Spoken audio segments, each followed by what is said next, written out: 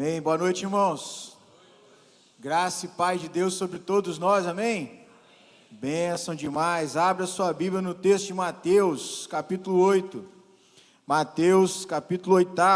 Nós vamos ler nessa noite, do verso 23 até o verso 27. Mateus, capítulo 8, do verso 23 até o verso 27. Mas antes disso, queria dar dois avisos a você muito importantes. O primeiro deles é sobre o dia 3 de agosto. Dia 3 de agosto nós vamos ter um tempo muito especial aqui para os casais, tanto da igreja quanto de fora da igreja. Às 19h30 vamos ter a presença aqui conosco do pastor Rafael Abdala, da PIB de Guarapari. Então eu quero convidar você, você que é casado, você que é namorado, noivo, a estar aqui conosco para ouvir essa boa palavra. Convide pessoas também. Quando você receber lá no WhatsApp o convite, compartilhe esse convite aí com o maior número de casais, o maior número de pessoas possível, tá bom? Já trava aí na sua agenda, 3/8, 19h30. E também um dia antes, no dia 2 de agosto, nós vamos ter o nosso segundo churrasco com resenha, às 19h. Quem foi no primeiro churrasco com resenha aqui? Quem foi? Aí, ó. Tava bom, né? Foi não? Você foi não? Foi. Tava bom, não tava? Imagina o segundo.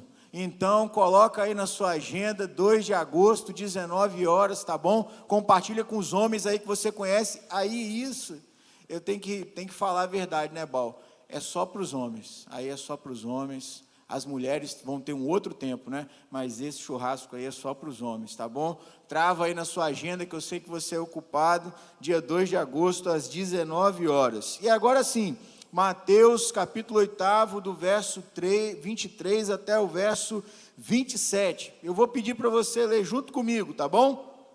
Então nós vamos ler juntos esse texto, a partir do verso 23. Vamos lá. Então, entrando ele no barco, seus discípulos o seguiram, e eis que sobreveio no mar uma grande tempestade, de sorte que o barco era varrido pelas ondas. Entretanto, Jesus dormia. Mas os discípulos vieram acordá-lo, clamando: Senhor, salva-nos, perecemos. Perguntou-lhes então Jesus: por que sois tímidos, homens de pequena fé? E levantando-se, repreendeu os ventos e o mar, e fez grande bonança. E maravilhavam-se os homens, dizendo: quem é este que até os ventos e o mar lhe obedecem? Quem é este que até os ventos e o mar lhe obedecem? Agora nós sabemos quem é, mas nós não sabemos ainda quem nos visita nessa noite. Então eu vou pedir para você que nos visita nessa noite, se você puder e não ficar constrangido, se colocar de pé. Você pode colocar de pé para nós conhecermos a você que nos visita nessa noite? Jóia, temos aqui nosso casal de Salvador que está nos visitando, outro casal ali, outra família ali também, muito bom. Fica de pé ainda, os nossos irmãos vão entregar uma lembrança para você. Do lado de cá, tem alguém nos visitando nessa noite? Tem uns irmãos ali, mas não é a primeira vez também, já vieram, é isso aí. Passou de 2 vezes, já é quase membro já. Só falta oficializar, tá bom? Eu vou pedir ao pessoal da igreja que está pertinho aí, levanta, cumprimenta os nossos irmãos, dá as boas-vindas a eles.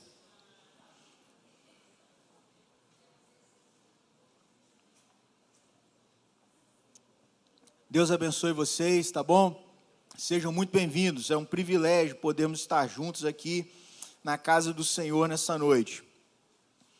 É interessante que desde ontem, as nossas crianças estão trabalhando esse tema, Jesus está online.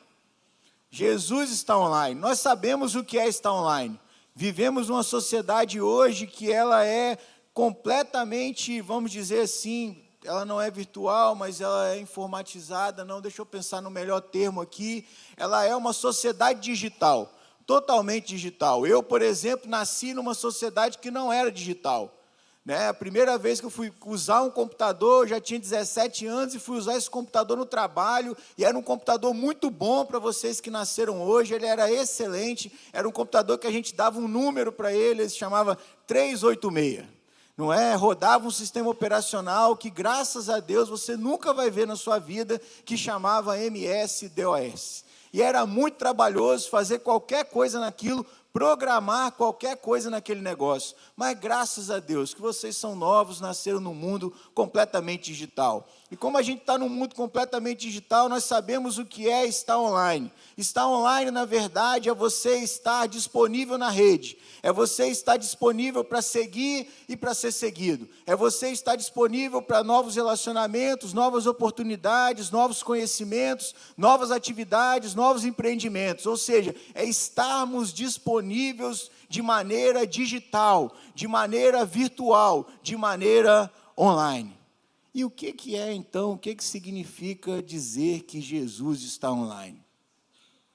Você consegue fazer essa ponte? O que é para você dizer que Jesus está online? Nós acabamos de ler um texto aqui que ele nos fala algo sobre isso. O fato de Jesus estar online é o fato de que Jesus, ele pode ser conhecido, seguido, percebido por qualquer pessoa que também esteja online. Então, como todo mundo hoje está online, todo mundo pode ter, nas palavras do apóstolo Paulo, uma impressão de Jesus através das redes sociais. E não é isso que acontece todo dia? Você acorda de manhã e, de repente, você recebe aquela corrente evangélica do versículo, né, Liz? Que fala assim, passa para 7 pessoas para o seu dia ser maravilhoso, né? Não depende de Deus, depende de você. Está certo, né? O negócio está errado, a intenção foi boa, a execução foi ruim, mas você recebeu um versículo ali falando de Deus, te lembrando que Deus existe, te lembrando que Jesus está disponível a você. Ou então você abre o seu Instagram, e aí você, quando abre o seu Instagram, você vê lá várias pessoas, vários pregadores falando sobre Jesus. Aí você quer estudar sobre a sua aula da escola dominical, você acessa o YouTube, joga o tema e vem tudo que você puder imaginar, e você pode descobrir qualquer tema que você quiser, inclusive sobre Deus, inclusive sobre Jesus, inclusive sobre quem é Cristo. Por quê? Porque Jesus está totalmente disponível. E é interessante eu e você entendermos isso. O texto de Provérbios que nós lemos vai dizer que ele está online, ele está disponível e ele está de olho em tudo. De olho na minha vida, de olho na sua vida. Ele vê o bom, ele vê o mal, ele vê a cada um de nós. E isso é fantástico, sabe por quê? Na história da humanidade, nas outras religiões, não há nenhum Deus que realmente se importa com a criação. Quando você vai estudar a mitologia grega, os deuses gregos, eles não tinham vontade nenhuma de interagir com a humanidade, no sentido de abençoar a humanidade, de ajudar a humanidade, de ser favorável à humanidade. Todas as vezes que um deus grego vinha para se relacionar com a humanidade, ele vinha para fazer algo que era da sua vontade, ele vinha para usar a humanidade para um propósito dele, muitas vezes ruim.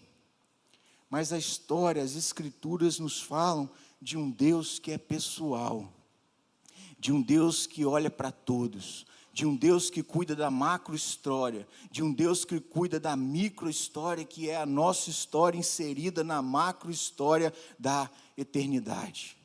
De um Deus que está online, totalmente disponível para todos que quiserem conhecê-lo. E essa é a realidade de Jesus, irmãos.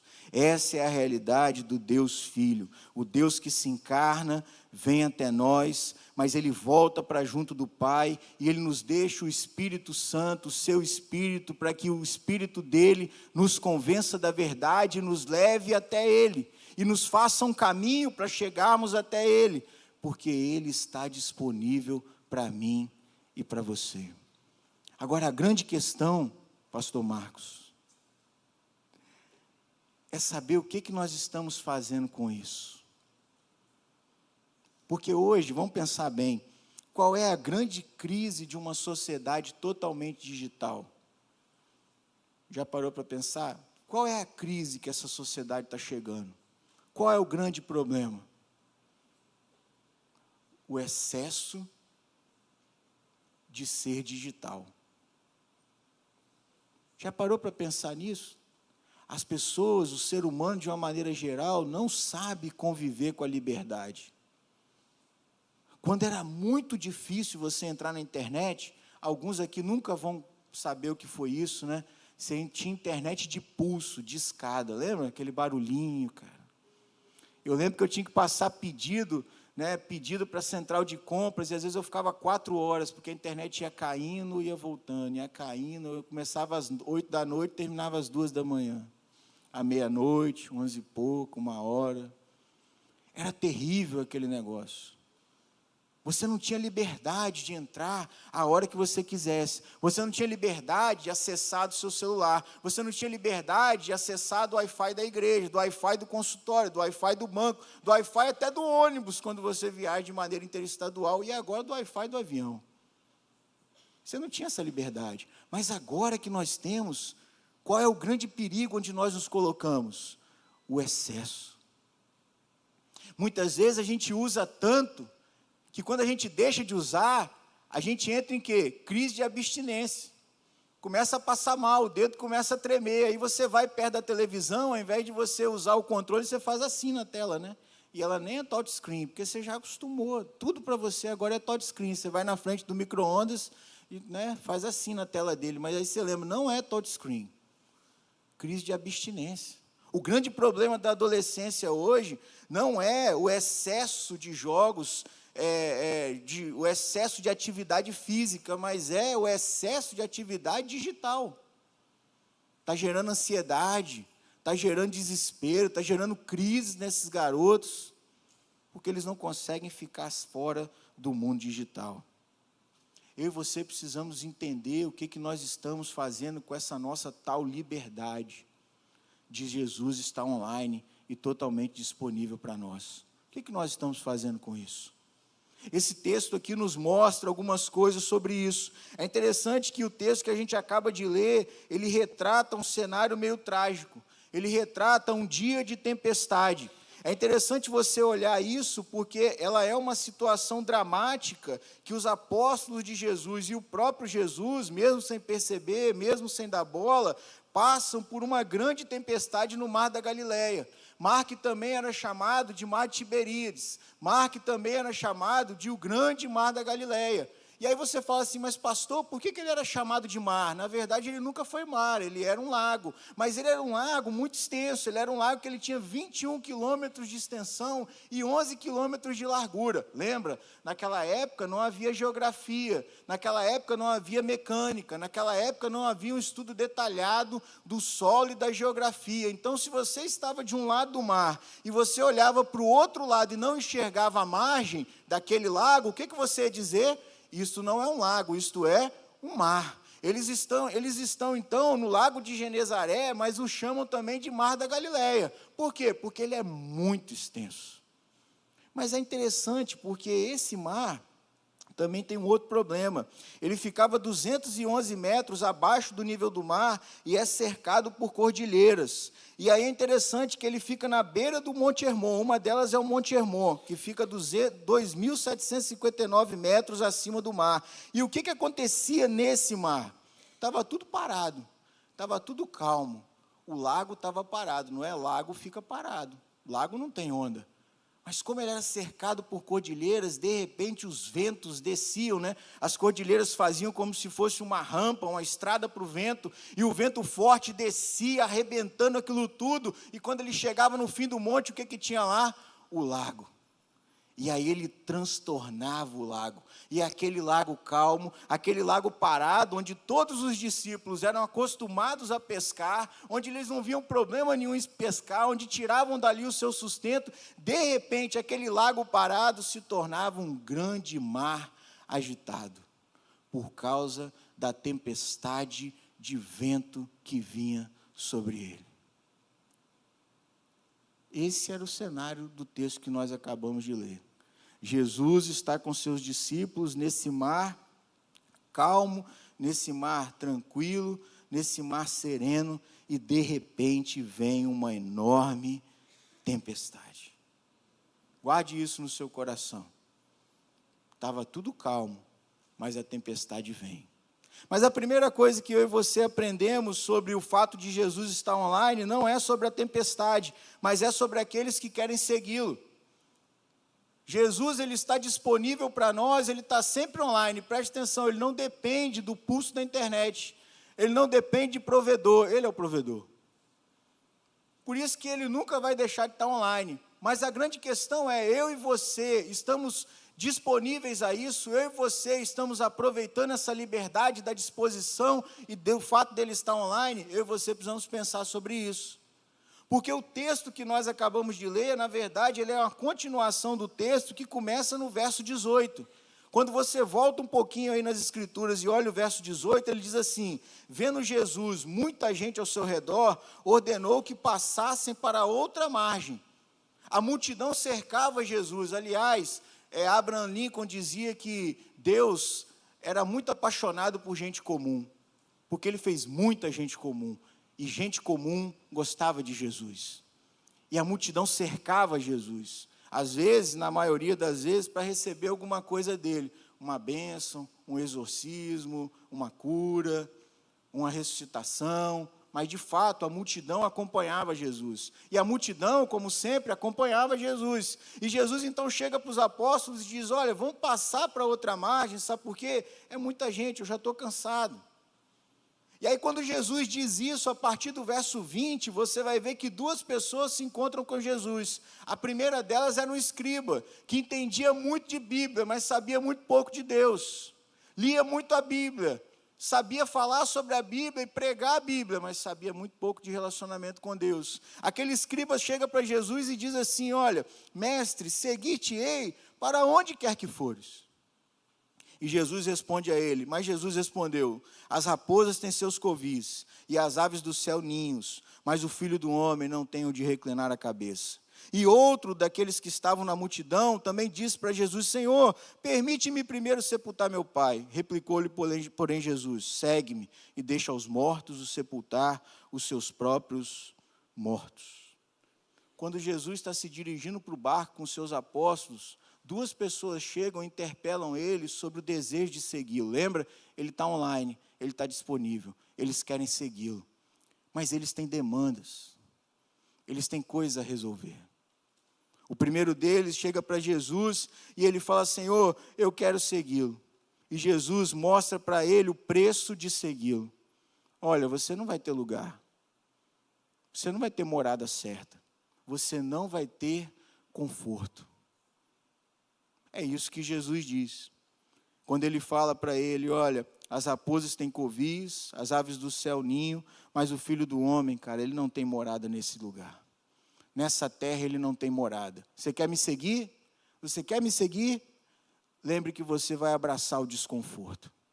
O desconforto de ser peregrino numa terra estranha. O desconforto de ser um habitante do céu, mas morando na terra. O desconforto de ser um cidadão da eternidade, mas com os pés sujos, da mesma poeira que todos os seres humanos também se sujam.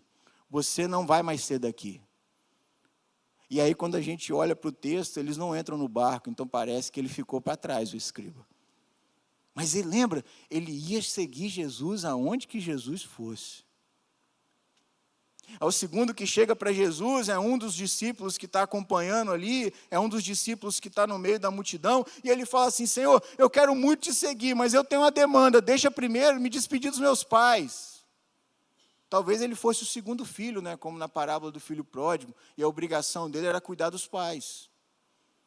Mas o fato é que ele quer seguir a Jesus, mas ele tem travas. O fato é que ele quer seguir a Jesus, mas ele tem amarras. O fato é que ele quer seguir a Jesus, mas ele tem coisas a resolver que não combinam com seguir a Jesus. Então eu preciso voltar lá e resolvê-las. E Jesus diz: olha, não tem problema, você só me segue. Deixa os mortos sepultar os mortos. Deixa os que ficam para trás, deixa o passado no passado, deixa o que está enterrado, enterrado. Apenas me segue.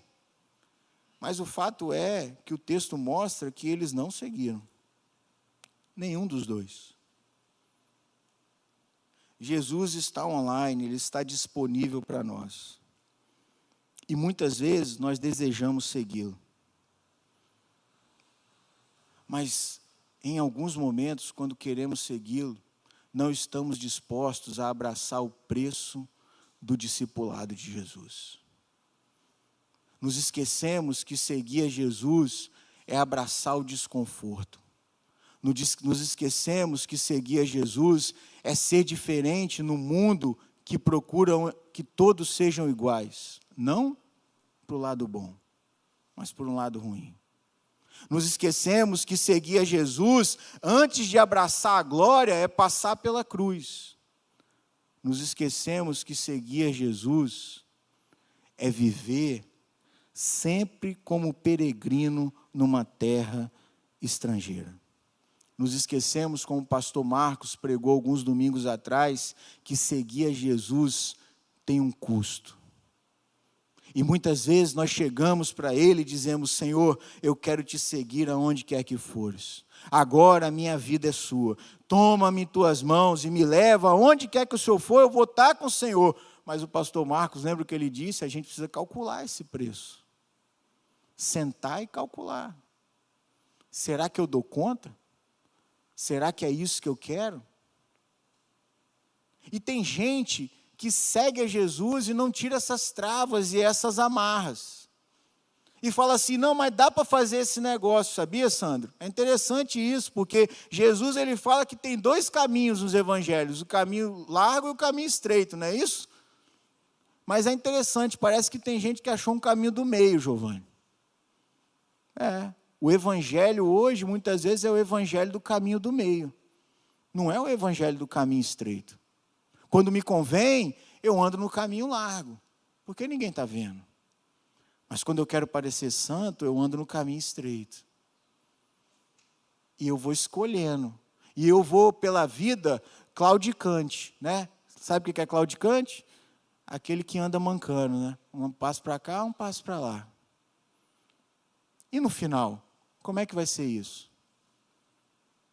Será que é esse cara que no final vai dizer para Jesus: Jesus, nós fizemos muitas coisas no seu nome. Expelimos demônio, pregamos o evangelho, curamos pessoas, e Jesus vai dizer: cara, não te conheço. Nunca te vi. Esse lugar não é o seu. Jesus está online, Jesus está disponível, mas e eu e você? Estamos seguindo Ele sem nos importar com custo? Estamos seguindo Ele sem nos importar com preço? Lembra, Jesus chama os seus apóstolos para entrar naquele barco e eles não sabem o que vai acontecer. Como sempre, eles acham que a viagem vai ser segura. Como sempre, eles acham que a viagem vai ser tranquila. Chegar do outro lado do lago é fácil, porque é um lago. Lago não tem tormenta, lago não tem tempestade. Mas tem um custo para isso. Eu e você estamos dispostos a pagar esse custo? Eu e você estamos dispostos a seguir Jesus sem nos importarmos com o custo ou as circunstâncias que elas sempre são inerentes a seguir Jesus? Muita gente deseja seguir a Jesus, mas fazem apenas para receber uma coroa de glória no final. Mas todos se esquecem que entre a coroa de glória no final e esta vida, nós vamos passar pela cruz. E você está disposto a carregar a sua cruz? Em momento nenhum, Jesus diz para mim e para você que segui-lo seria tarefa fácil. Todas as vezes que Jesus se refere ao discipulado, ele sempre coloca um peso nisso. Toma a sua cruz. Morre para si mesmo. Quem morrer vai achar a vida. Nega a si mesmo.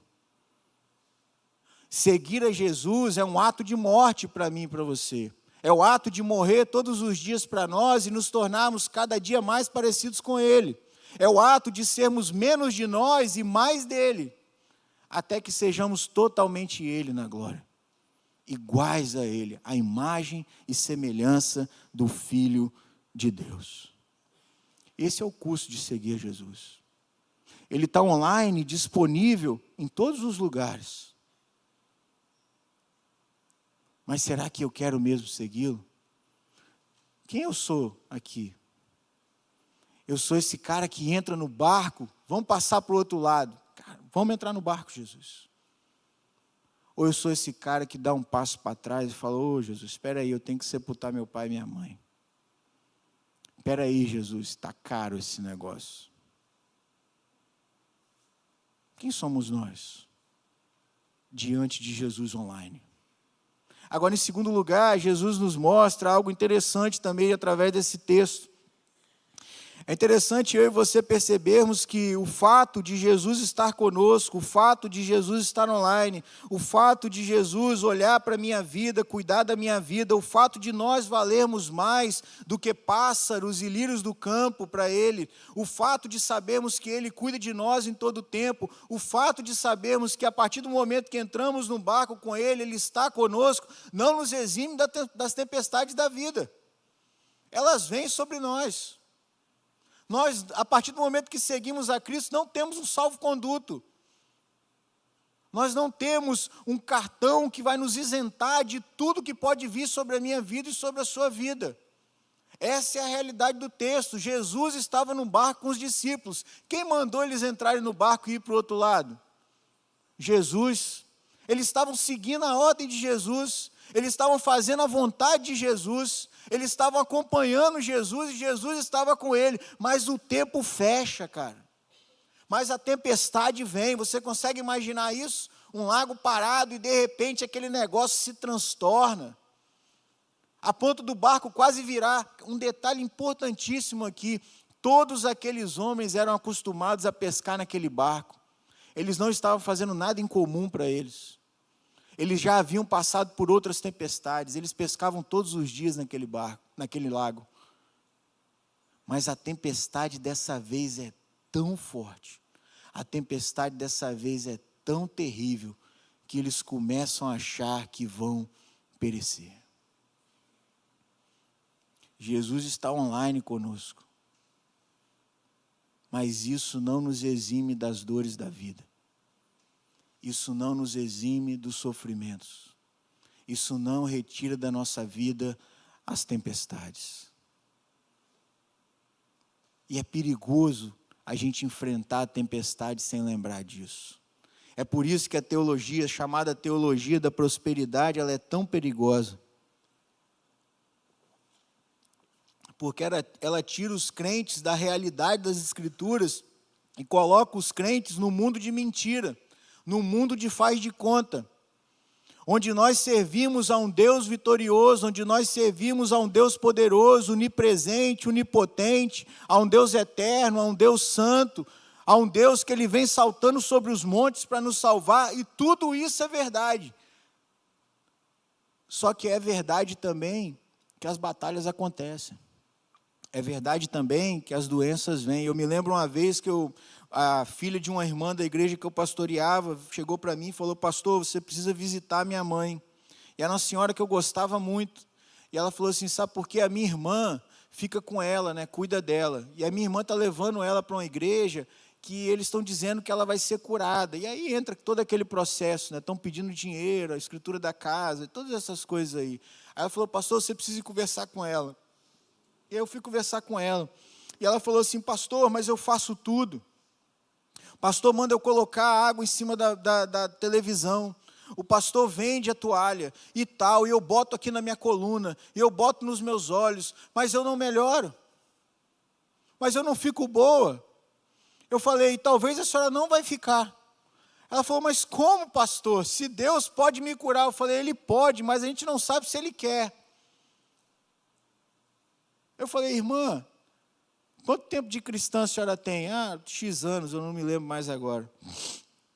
A senhora conhece Davi nas Escrituras? Conheço. O que Deus fala sobre Davi?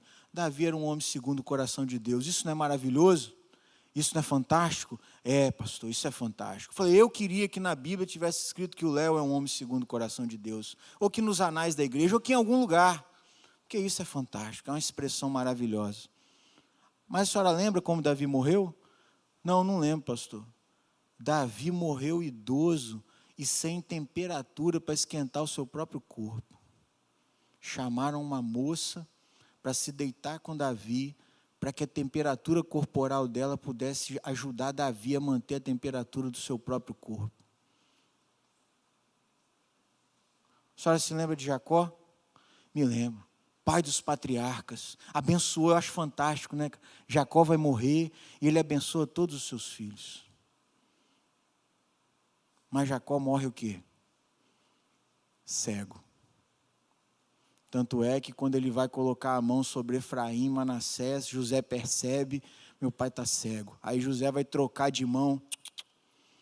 Não, o mais velho vai servir ao mais moço. Eu sou cego, mas eu ainda sou um homem de Deus. Irmãos, seguir a Jesus não nos isenta das tempestades.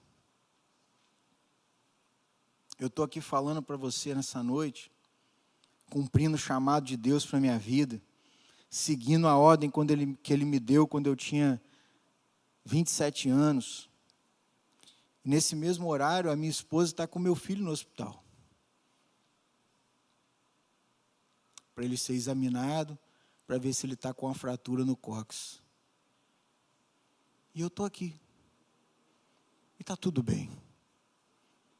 Porque essas coisas sobrevirão sobre nós. As tempestades vêm, o tempo fecha, a gente vive tranquilo, a gente faz a mesma coisa sempre, mas em algum dia vai fechar. Vai fechar. E o que eu e você precisamos lembrar? Que Jesus está online. Que Jesus está online. Jesus estava com aqueles homens no barco e a única coisa que eles precisavam fazer era acessar Jesus. Mas olha que interessante, muitas vezes no meio da tempestade, eu e você nos desesperamos. Eu e você perdemos o rumo. Eu e você alucinamos. Você consegue imaginar o que é isso? Deus estava no barco com aqueles homens. Eles já haviam visto Jesus curar uma mulher. Eles já haviam visto Jesus curar a mão de um homem com a mão ressequida. Já haviam visto Jesus expulsar demônios. Eles sabiam que Jesus era Deus. Pedro já havia se encontrado com Jesus e já havia pescado um monte de peixe no meio-dia, no lugar errado, no horário errado, onde nunca era para ter peixe. Mas Jesus disse, lança a rede agora. E ele lançou de novo. Lucas 5, de 1 a 11. E veio uma grande quantidade de peixes a ponto do barco quase se romper. Tudo isso já havia acontecido, mas a tempestade é muito forte, mas a tempestade é muito grande. Senhor, não importa que perecemos. Cara, vocês valem mais do que animais, pardais.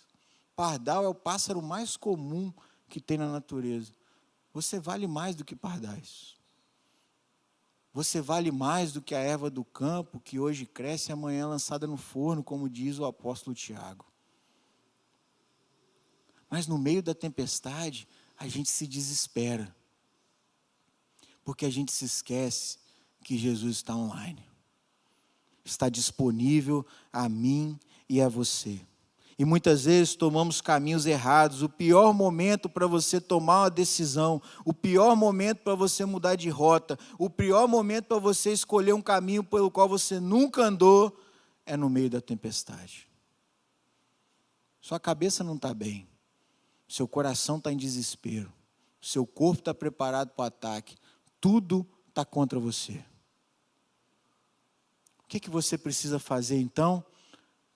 Fazer como aqueles discípulos fizeram. Você precisa acessar o seu Deus. Jesus estava dormindo. E é interessante isso, né? O fato de Jesus estar dormindo, cara. Porque isso mostra a humanidade de Jesus. No início do culto, o presbítero Leomar leu o texto de Hebreus que fala que nós temos um sumo sacerdote que sabe o que é ser tentado, porque ele foi tentado.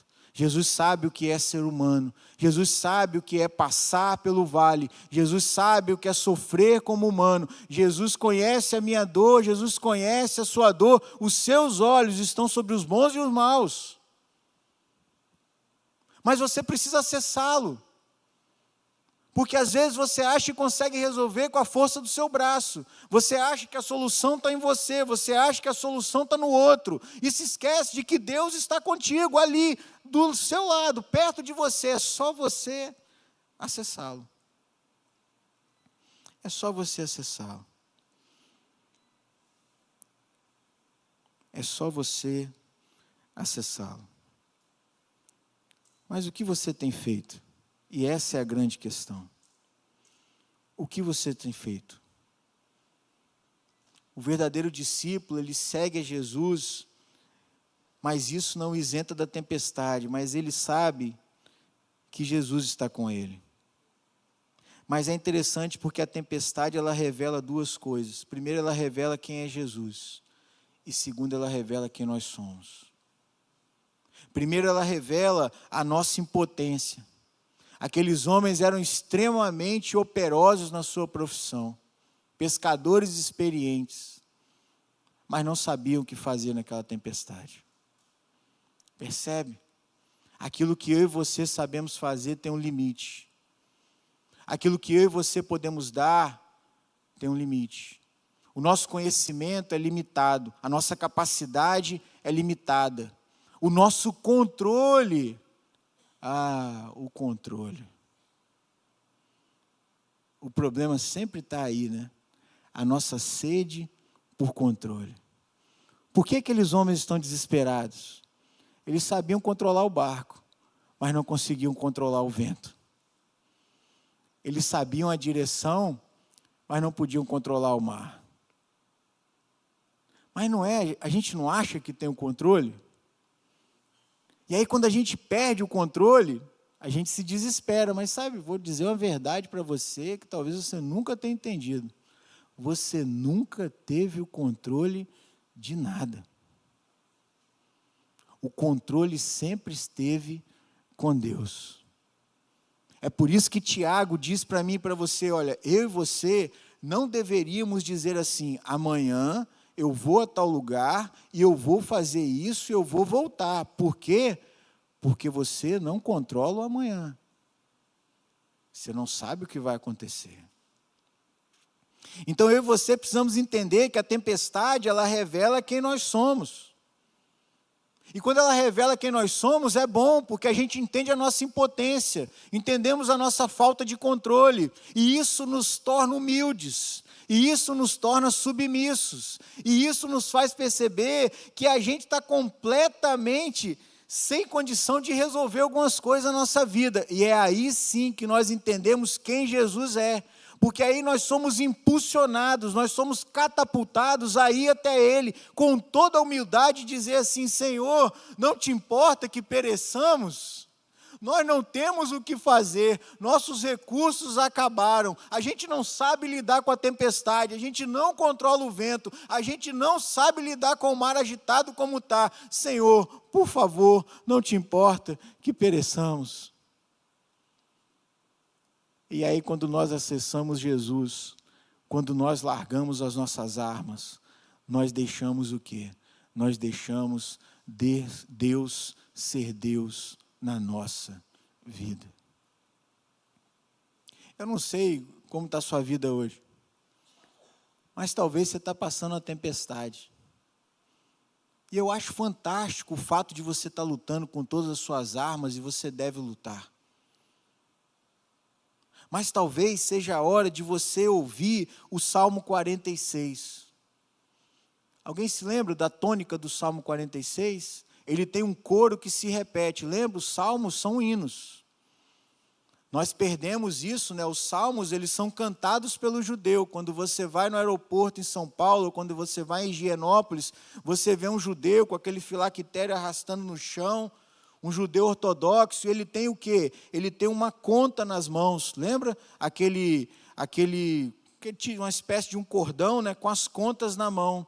E enquanto ele ora os salmos, ele faz a métrica dos salmos. Você já viu isso? Ele vai contando o ritmo do salmo na mão e no ritmo do corpo. E ele mentalmente vai cantando o salmo, porque eles são hinos. E o Salmo 46, sabe qual é o coro do Salmo 46? Aquietai-vos e sabei que eu sou Deus.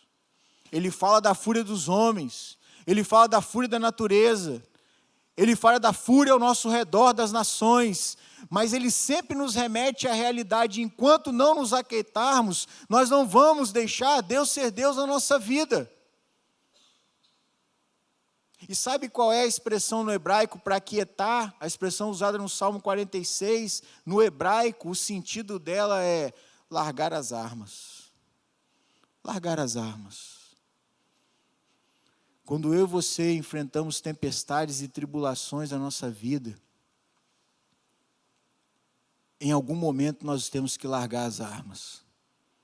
E quando nós entendemos que é hora de largar as armas, porque não temos mais armas suficientes, quando largamos as armas, Deus começa a ser Deus para nós. Enquanto os discípulos tentavam lutar com a tempestade, enquanto os discípulos enchiam seu coração de medo pela tempestade, enquanto os discípulos enchiam seu coração de pavor por causa do vento e do mar, nada se resolveu. Mas quando eles entraram no porão do barco e falaram: Senhor, não te importa que pereçamos? Quando eles largaram as suas armas, por melhores que fossem, quando eles largaram os seus remos, quando eles abandonaram as velas, quando eles buscaram o seu Deus, Jesus se levanta e o vento se acalma e o mar o obedece. Sabe quando você vai ver Deus ser Deus na sua vida? Quando você largar as suas armas. Em meio à tempestade ou fora dela.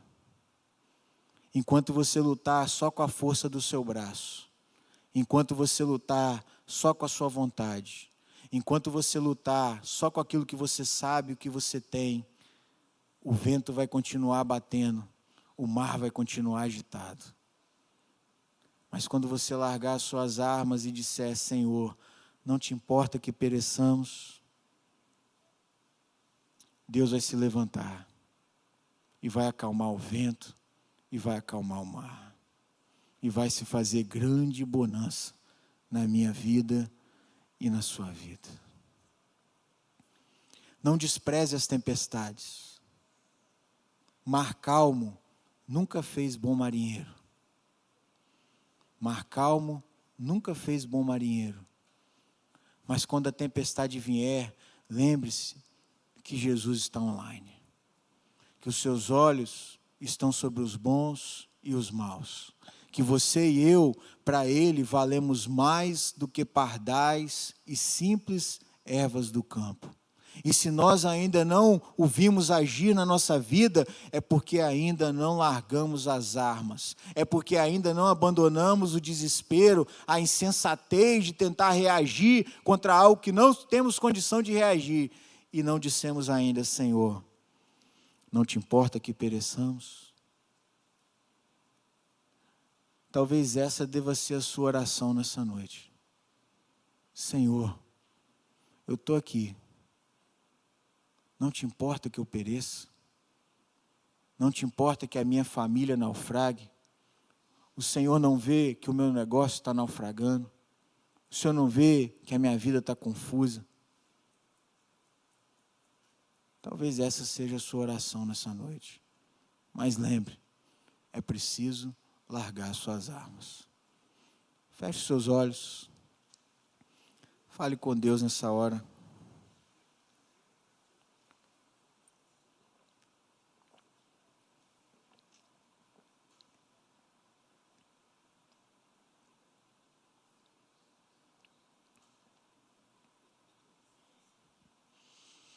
Se você tem enfrentado lutas, tempestades de qualquer sorte, aflições, preocupações, quero convidar você a ficar de pé e eu quero orar com você nessa hora. Coloque-se de pé, eu quero orar com você e quero orar por você.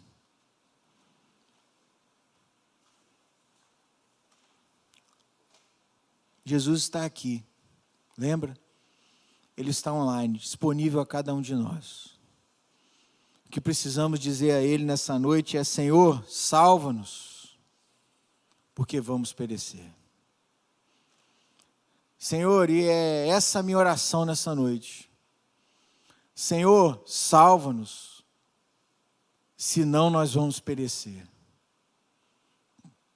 Cada um de nós, ó Deus, que está de pé diante do Senhor nessa noite, Cada um de nós, Senhor, que muitas vezes não demonstra sua aflição em público, não chora diante dos outros, mas que no lugar secreto, como aqueles discípulos, ó Deus, se achega até o Senhor, nesse lugar de encontro, e diz: Senhor, salva-nos, porque vamos perecer. Eu quero pedir que o Senhor, nessa hora, de maneira muito singular, que o Senhor venha sobre cada um de nós, Senhor.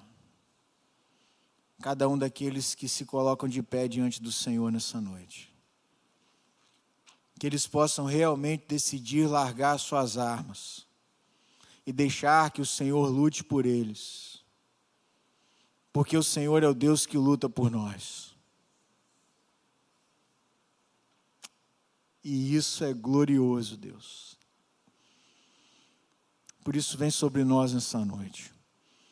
Anima o nosso coração, fortalece a nossa alma, enche o nosso coração da presença do Senhor, da certeza do amor, do cuidado do Senhor. Nós possamos sair daqui dessa noite, Deus, certos de que o Senhor nos visita, porque o Senhor está disponível a nós, o Senhor vem até nós, o Senhor caminha conosco, o Senhor entra no nosso barco, o Senhor está conosco no dia da alegria e no dia da tristeza, no dia da bonança e no dia da tempestade. Não nos deixe perecer, Senhor. Não nos deixe ter um medo excessivo, mas nos faz confiar no Senhor. Não nos deixe paralisar de medo, de ansiedade, mas nos faz confiar no Senhor. Porque no Senhor está a nossa salvação.